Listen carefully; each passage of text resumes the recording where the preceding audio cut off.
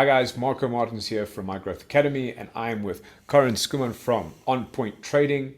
And today we're talking about her story, but also a little bit more about trading cryptocurrency and getting involved. Especially, this is going to be very important for anyone who is just kind of dipping their toes into cryptocurrency at the moment. This is going to be an insightful episode for you to just listen to and get a broad understanding of what you're stepping into. I'd love to hear your story about how you got into trading. Okay, you want the long or the short version? So I'll give you the abridged version. So basically what happened is I lost my job. The company I worked for went belly up. And through divine intervention, actually a friend of mine phoned me by mistake. Okay? Not once, but twice. And the second time, he said, okay, now I have time to talk. Moving forward a bit, I did some work for him, some basic admin, and he actually said, but I'll pay you in crypto. And I was like, what's this? And so that's how the journey started, and through him, I actually got connected with a company that taught me to trade crypto. Initially I was overwhelmed because if you look at the chart for the first time, I thought, I'm not a math genius, how am I ever going to do this? But crypto math is not required, so I did the course and lo and behold, I was actually quite good at it. And I actually started working for that crypto company. Okay. And in that way, I enhanced my trading skills, and I was actually to pay for my day-to-day stuff with crypto. And it just progressed from there as I got more interested in crypto and the ethos behind why Bitcoin was created to be a decentralized payment system. There's so many things that crypto can do. And I know a lot of people think, if they think crypto, immediately they think about scams, terrorists using it, and all of that is true, unfortunately, it is being abused, but I always tell people that if I know your need, I can scam you with anything. So it's not Sure, about... hold on a second. That is so, you said something so profound. Yes. And I just want to bring that home. You said, if I know your need, I can scam you with just about anything. Exactly. So if your need is milk, Yeah. I can use milk to scam you. Which is brilliant because, the amount of, we've recently heard about a lot of people getting involved in scams. And one of the stories that I heard was much older women who are lonely, and they find kind of companionship in scams. And there we go, right? It's because I need companionship, and I'm going to exploit you because of that. So the crypto scamming market is not new. It's something that has been there all along. Yes, they're just tapping into the need.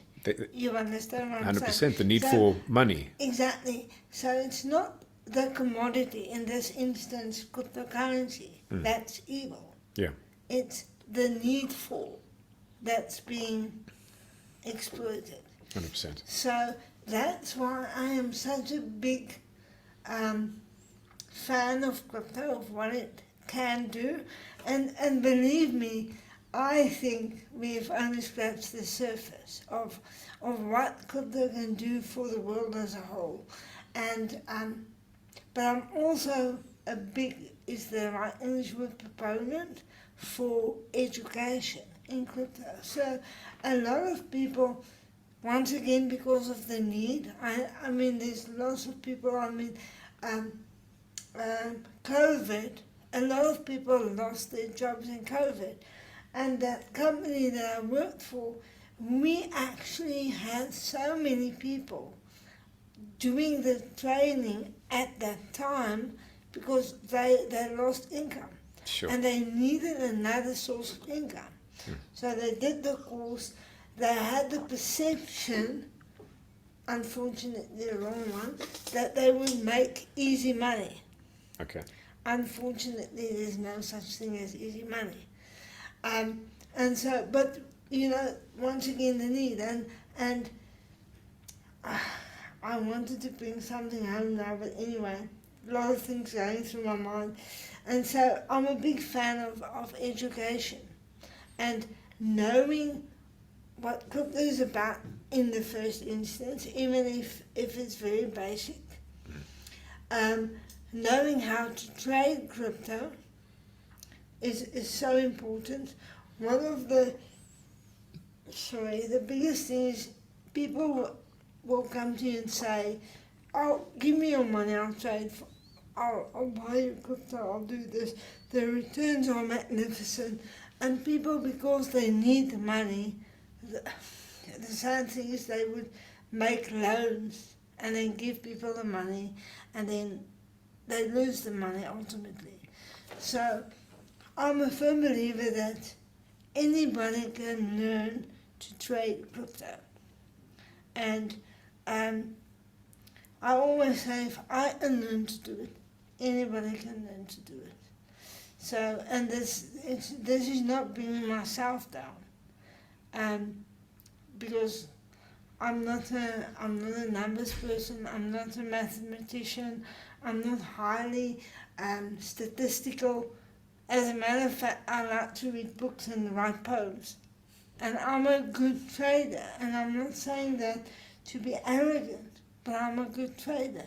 So if I, with my wiring in my brain, which is a little bit more right brain than most, Okay. if I can do trade crypto, other people can too. I like that, and going back to your point about education, and what it really, I think, it's so easy to be scammed when you are uneducated. There was actually a Jordan Peterson video that I watched the other day, and they did a whole lot of studies around basically what predicted how almost gullible people were when it comes to politics and believing political viewpoints that they're seeing in the world and social media. And one of the biggest indicators of just taking something for face value was a low verbal IQ. Okay. So basically a low not understanding words. Exactly. So someone can wow you with big words. 100%. And if I would use the word pseudonym instead of a nickname. No way. Pseudonym. Wow. Tell me more. Such fancy words. But it's exactly that, and I love what you said about it, because it's about taking back control. Yeah. And what I'm hearing you say is you didn't have control in your story. You didn't have control in your story. You lost your job. Yeah. But there was a curiosity about cryptocurrency and how it worked, and you started educating yourself and going through the process of educating yourself, and now you've moved into a space of not only competence but also confidence. Exactly. And you're confident in your ability. Yes, that's true. And the thing I want to say to people that are considering going on this journey is the crypto space is so vast, and it's an ever-evolving space. So it's a very dynamic space, and new things are happening all the time. But it doesn't mean that you have to know everything. There are levels. So what you need to do is, what do I want from cryptocurrency? And once you've defined your motivation, your scope of involvement, then you do your study to fill that gap. And if you're like me, you will get curious for more. And then basically what I'm saying is, allow your journey into cryptocurrency to be organic. Don't force the process. I love that. So you mentioned two things there. First of all, motivation, and then scope of involvement. Yes. That one's a very interesting one. Can you just elaborate on that? Maybe have a sip of coffee and then you can elaborate. No, what I mean with scope of involvement is, And I've seen it because I've been involved in helping people learning to trade at various levels. Is initially you are like, because it's a whole new world, you are like a kid in a candy store. Your parent has told you, listen, there we go, unlimited budget, you can pick whatever you want. And then the kid is like, where do I start? This, no this, no this. You see, so all over the place and nothing constructive is happening. And then obviously there's failure or wrong choices or anything. And that's why I'm saying, if you want to get involved in crypto, and as you can hear, I'm a big fan, once again, is define for now what you want from crypto. And then just go and sit with a piece of paper and say to yourself, and I can guarantee you most people will say, I want to make an extra income. It's logical, and there's nothing wrong with it. You don't have to be over philosophical about it. I want to make an extra income. Okay? So how am I going to do it within crypto? Then you will most probably start researching making money from crypto. They will tell you trading, staking, IDOs. They will give you a whole list. Sure. And you will think, oh my gosh, what have I let myself into? And what I'm saying is this. I've named but 3 things. Trading, staking, getting involved in IDOs. So if you don't know what an IDO is, you know what, that's fine. But you have an idea what trading is. You have no idea what staking is. So you know what, that's fine. Put the other 2 on the back burner for now. Okay. Take the ones that you have an inkling about. Maybe it's just trading. And that's fine. So now you have identified your scope of involvement. Does that make sense? That makes sense. And I like your approach to that. Is because, like you were saying, one of my mentors used to say, go narrow before you go wide. Exactly. And we live in a society where it's easy to go wide because... But not deep. 100%. And unless you actually focus on a couple of things or just one thing. Yes. I know there was a book called One Thing, the one thing, and it was about that. Yeah. Just doing this one thing.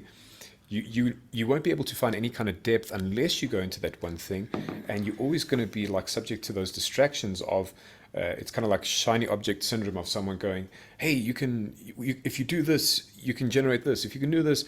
And I think it becomes very tricky, especially in the crypto space at the moment, because there's a lot of people that are proposing massive returns over such a short period that a lot of people, if you're not thinking, if you're not applying your mind and being critical about the opportunity in front of you, you won't see that it's a scam, or maybe it's not completely, accurately presented.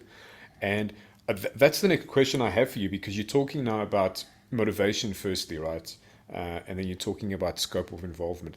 The part about motivation, where does the emotion that I'm thinking of, and we're talking about cryptos in that sense of we're living in a time where people across around the world, people are needing more money. The job market has become a lot smaller. There's a lot of really big companies in the US that have downsized tremendously. Exactly.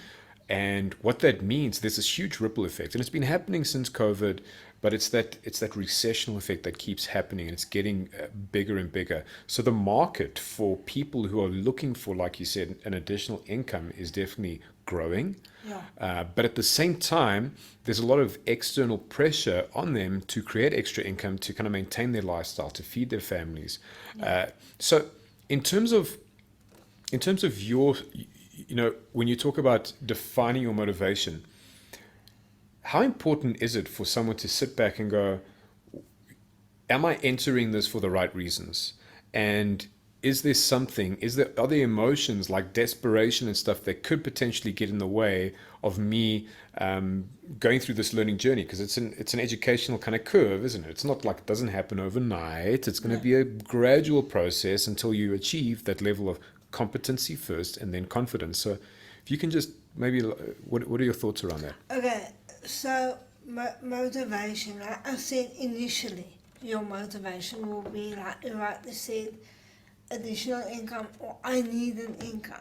Okay, so that would be where people start, and that's where most of us started. And you now said, how do we sit back and think maybe there's something that will keep me from being successful?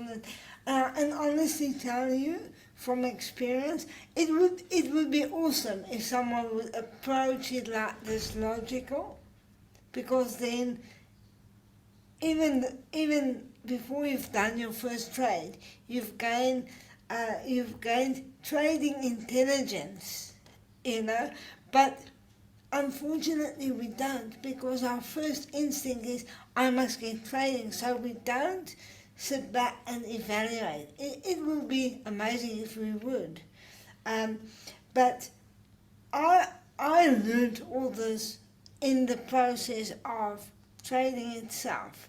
I always say it's like when you go for your driver's license, you've got now the paper, everything, but when do you learn to drive? Is when you actually get in the car. So with trading, it's exactly the same. Okay, I have seen that we can tell people your emotions is going to play havoc. You need a plan. And this is exactly what we're putting together now with the course. But unfortunately, 80% of the people that's going to be in the course, they're going to hear this, but they're going to be like, oh, we're going to get straight. We're going to get to When are we make going to money. make some money? You When are we know? going to make some money? That's the nature of the beast, for want of a better word. And then as they make mistakes, unfortunately, then something will trigger, but wait, I didn't plan this. I need to look at myself. Remember I said to you, it's one of the best self-help programs that you will ever get. And this is how it starts. I would just say, as far as planning goes, be honest with yourself. Why do you want this? And know that you will fail. There will be failure. And if you have, like, I'm going to just put an amount out there. If you have like $100 to trade with, okay, for argument's sake, know that about 50% of that you will lose in school fees. Sure. Okay, it's how it is. That's kind of scary, because people will interpret it in different ways. But if I'm a millionaire, $100 isn't much. But if I'm a hundredaire, and you're talking about I'm going to lose 50% of my capital, I'm gonna get. Well, okay, I hear what you're saying. Your point is valid. It will scare you. Well, hopefully it will be a positive scare, which would then first make you think about, okay, then because I have less funds, I need to be a more conservative trader. And guys, I am such a big proponent of being a conservative trader, because there's nothing wrong with because that's the way you build your portfolio. Look, it's very exciting in a bear market when the coins pop, I can tell you. Then even the most conservative trader goes like, So don't think I have it all together, but then I'm hoping that this will positively scare you and go, okay, why am I, first of all, tell yourself, I can do this. Secondly, why am I doing this? And thirdly, okay, I don't have much money, but I'm going to build it. And I'm able to build it because I'm going to have the skill, I'm going to have the patience, I'm going to have the dedication. Even if you don't have it yet, crypto will teach you. That's brilliant. So, So I don't know whether that answers your question. it does answer my question, and I think it really comes down to, I like what you said around the school fees, Yes. because, you know, I have a problem with the way school. I come from a teaching background, and I really have a problem with the way school is structured and schooling in general. I feel like school is really like we're going to fill you up with stuff versus actually we're going to teach you how to draw out your brilliance, right? But we also live in times where, and I think a lot of this comes down from school of like you're either perfect or you're not perfect. You're good at something or you're not, but it's a kind of paper good. It's a theoretical good. Yes. So that's the measurement. But what you're talking about now, I think, and the reason why I like what you said about crypto being such a good self-help program is that you're only effectively going to learn, like you said in your example about climbing into the car, you're only going to learn how to drive when you hit the road and no one's with you, and suddenly you're completely in charge of this thing. And it's going to be overwhelming at first, but the more mistakes you make, the more you learn from those mistakes. And it's about learning from those mistakes, right? It's about reflection after the activity in order to enhance the next kind of version of the activity. So you're always going to be improving as you go along.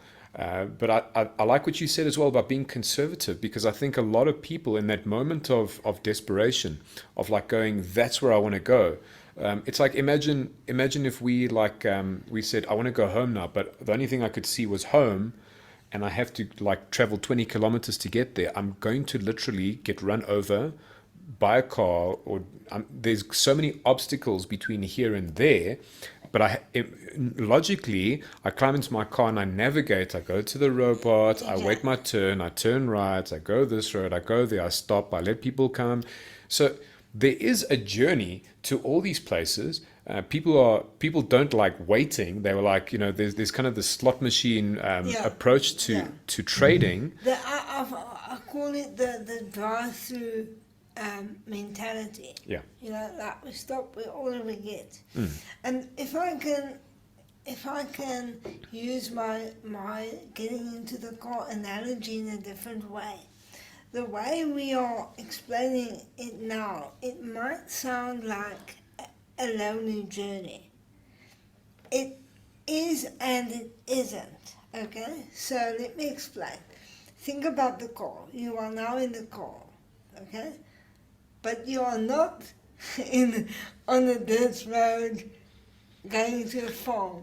You are actually on the Autobahn in Germany. Ooh, I like the Autobahn. You see. I like the Autobahn. I know some of our friends like the Autobahn as well. Get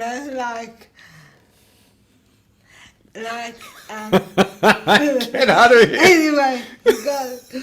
Anyway, so now you're on the Autobahn, so there's people in other cars, other people that's also learning to trade, but you are on the same highway. And this is where the community benefits you so tremendously. And I can tell you from, once again, experience, that I have met some of the most sincere and brilliant people since I've been involved in the crypto community. So, and that's another thing that we are aiming to create through the crypto bootcamp, is this sharing, caring community. I know it might sound like a cliche, but the reason why something is a cliche is because it's used often, because it has happened often. So think Autobahn. Yes, you are in your own car because you have to be accountable to yourself for your trading decisions. Nobody can make them for you. If you are clever, you'll learn from other people's mistakes, but no, you will still make your own. Like you said, own them, learn from them, make notes, and as you go along. But you are not alone, because there's lots of people trading. And apart from educating yourself, the other pillar for success is actually plugging into a caring crypto community. So just to pause you on that point, I was listening to Jim Rohn the other day, and he was talking about I love success. Yeah, he's what a powerhouse of just insight. But listening to what you say now, he said something so important to what you're saying is that in terms of a, a, a success tool, learning from our mistakes is such an important success tool. But learning from other people's mistakes is such an important success tool as well. Yeah. And the other benefit to joining a community where people are trading, especially a community that is, let's say, monitored, because there's a lot of crypto communities out there, but a lot of people who don't have, or who aren't necessarily held accountable to their words and to what they say and to the things that they put out there. But if you're part of a community that is monitored, it's controlled, it has a degree of accountability, then you bring in the sincerity, but you also create a safe space for people to go like, man, I made this mistake. How do I make sure this doesn't happen again? So you get to learn from your own mistakes, but you expedite the process of your learning by learning from other people's mistakes. Exactly. I would. You used a controlled community, and within the crypto space, we don't like control because we attach it to the government and whatever. But the better word there is accountability, because in the end, you are accountable firstly to yourself, and then if you really buy into the community, by extension, you do become accountable to the community, and like you rightly say, the community that we are endeavoring to create here, will be driven by. I think that's the better word. Being ethical about how we approach what we are doing.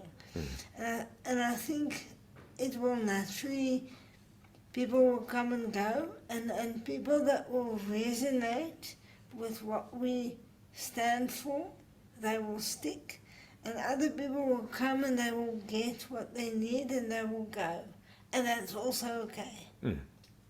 Like you said, it's the scope of involvement, and people want to be involved in different ways. I've met people who they don't want to become cryptocurrency traders because, first of all, they don't like it. They don't like the idea of trading, but they also don't have the time. So being able to determine your degree of involvement and determine it for yourself is so critical to this journey. I think we're going to call it there for the end of the first episode. Karin, it was so wonderful to have you joining us, and we'll see you soon. I think next time we'll talk about how do people actually go about picking a good alternate coin to invest in. What are the criteria that you're looking for? I know that you have some pearls of wisdom around that, so it'll be really cool to hear your perspective on that. But thanks again for your time. I love talking to you more. Thank you so much. Awesome. All right. And then let's do this. Let's just put like an intro piece in because we didn't have an intro. Okay. How do you say your surname? Schoeman. Schoeman. Okay, just checking.